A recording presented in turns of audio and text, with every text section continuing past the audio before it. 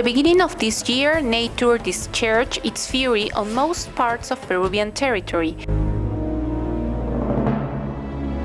flooding everything and destroying farmlands, houses, and roads, finishing in that way with the dreams of thousands of people. Nos ha sorprendido de un momento menos pensado. Estaba lloviendo fuerte y de un momento a otro se vino con todo.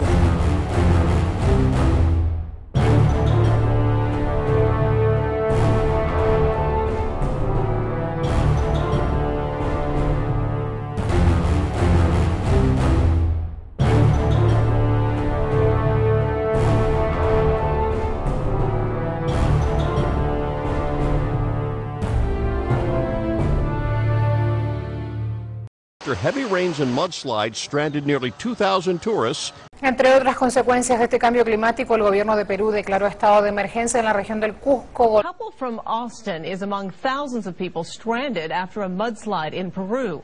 Hemos estado platicando de la emergencia que se vive en la región de Machu Picchu en Perú.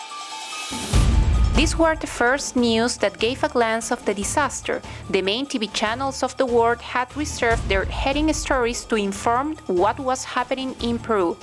Machu Picchu, one of the 7 wonders of the world, was being threatened by torrential rains that were jeopardizing its existence. Some of the tourists off. They started with women and the elderly first. Cerca de 2.000 turistas quedaron atrapados en Machu Picchu.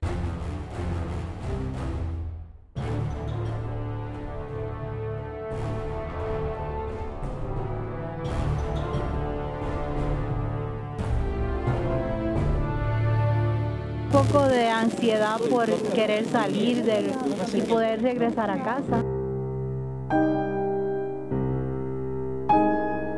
But what nobody had realized until then is Cusco's other face, the one that had been left without electricity, houses, the one that had lost its harvests and maybe its future.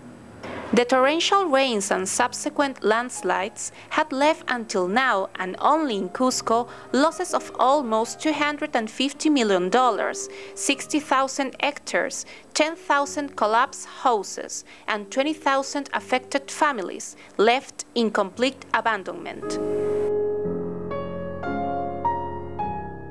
No tengo nada donde vivir, toda mi casa ya ha caído, se lo ha llevado mis cosas, todo el agua.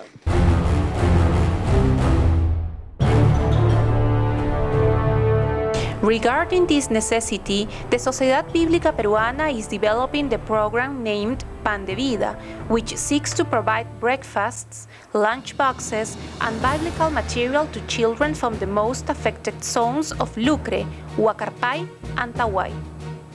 It's important to remember that when these people lost their harvests, they also lost their livelihoods, and they are going to take a long time to recuperate themselves.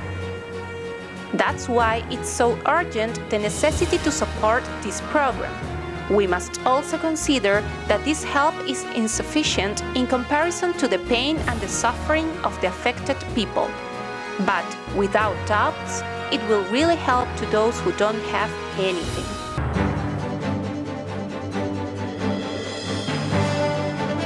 That's why we ask to all Christian community to collaborate and help our brothers who have lost everything. Together, we can help.